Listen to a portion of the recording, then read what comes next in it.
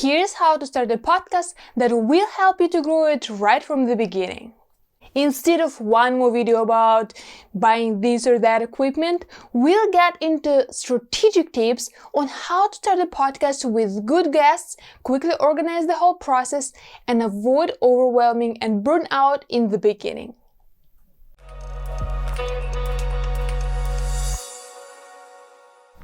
If we haven't met before, my name is Marina Baraeva, and on this channel we talk about how to build your business and personal brand.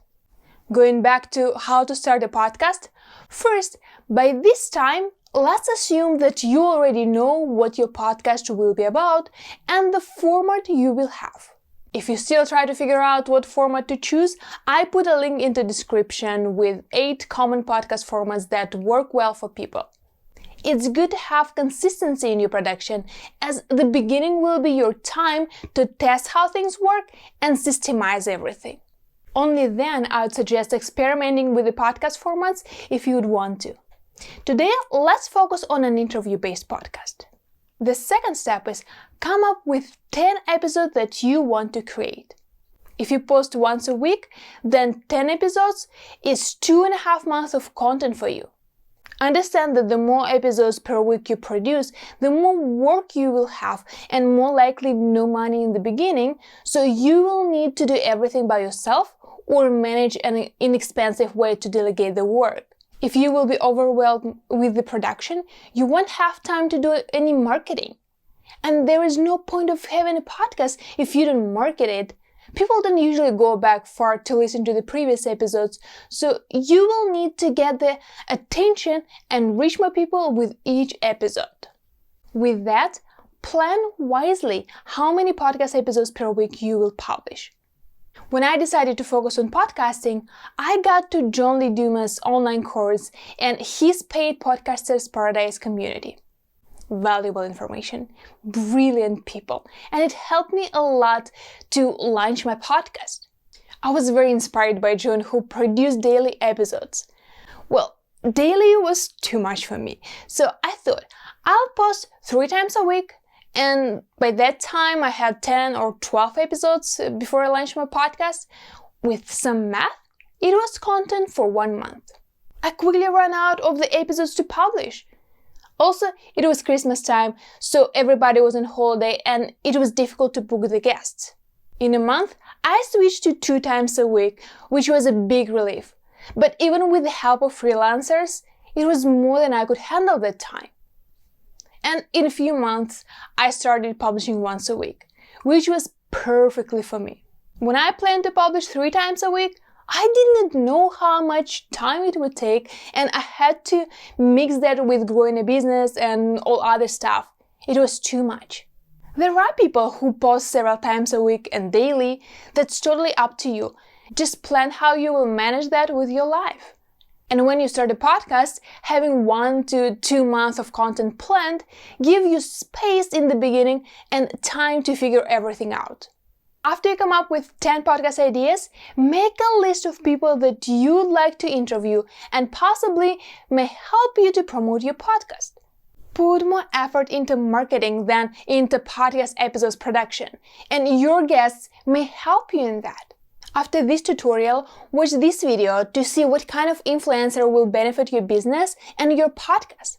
As those people usually have access to a large group of people, they have their communities. That means when you interview them, there's a big chance that they will share the interview across their network. Unless they are very famous, then you leverage their fame and credibility. You can check social media to see if they share other media appearances, so then there will be a bigger chance that they will share your interview. Write down everybody who you want to interview. I pick guests that content I like and resonate with, and I think would benefit my audience.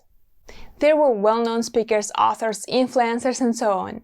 When you have a list, rank those people by who are easier to reach and those who are more famous and will take more effort.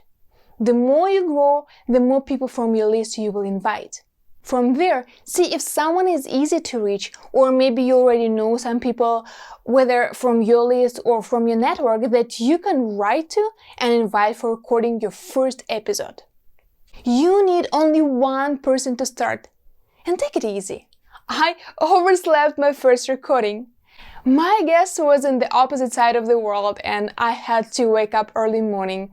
I was so nervous that I set my alarm to 7 p.m. instead of 7 a.m.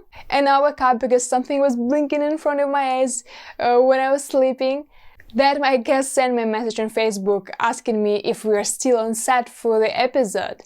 In 5 minutes, I was sitting in front of my laptop, dreaming about coffee and trying to figure out where my questions are.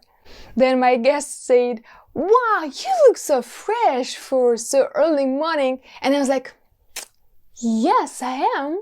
And in my mind I was like, "Did I brush my hair? I don't remember." There will be many situations which will happen to you during or before the interviews, and it's totally fine. Take it easy and enjoy that process of creation and interviewing people. Once you record this first episode, edit it and publish on your site as if you'd already started your podcast. You can put it under a private link if you want. This page you will send to other guests. After that, do the outreach of people on your list and record your 10 episodes. Again, start with those that you think will be more willing to say yes to be a guest on your podcast. Don't get to famous people and popular thought leaders at this stage yet. You'll do that in half a year or a year after you will have your podcast and record episodes with other influencers. Pick micro-influencers for your first 10 episodes. If you struggle to find podcast guests, search Facebook for podcasters group. There are many people who want to be guests. Still, remember your marketing when you invite people. If you need a script of what to write to people, then check this video where I'll show you how I reach out to well-known people. While you do a guest outreach and do all the podcast productions work, write down all your steps so you can simply repeat your process and update it as you go. Also have a checklist of what to do before and after an interview. To make it more simple, use a scheduling system to book your guests. You can also set up follow-up emails to remind you and your guests about the upcoming interviews. I use AcuityScheduling. I'll put a link in the description below. Systemize everything from the beginning. It will save you a lot of time, and if you hire an assistant, you already will have all the instructions. Also, if this video brings value to you, could you do me a little favor and like it and share with other people and subscribe to our channel? After you click the subscription button, you will see a bell on the side. Click it too. That's why YouTube will notify you about the new videos like this.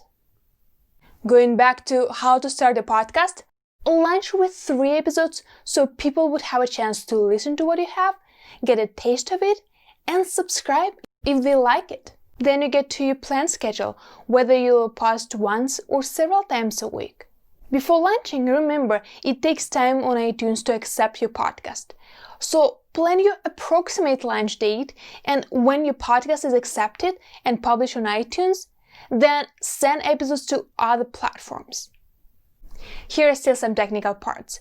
Use the podcasting service that streams your podcast to many other platforms. That's why you need to upload your podcast episode only to one system, and at the set date, it will be automatically published everywhere. I like Libsyn service, and we'll put a link to it in the descriptions below. But you can use any other services as well. It's up to you. It's also useful if you'd want to make some changes in the description or with the cover of the podcast episodes. You will need to change it only on Libsyn or your platform, and the updates will go to all the places where Libsyn published your episode. And with all of that, find a sweet spot in podcast production and marketing that works for you. Keep going with your schedule until you get comfortable and consistent with finding guests and publishing the episodes. After you start a podcast, develop your skills in hosting interesting interviews. A good interview motivates people to subscribe and come back for more episodes. Watch this video next, where I'll take you through the whole process of planning an interview. And if you still have any questions left, please write them in the comments below and I'll help as I can.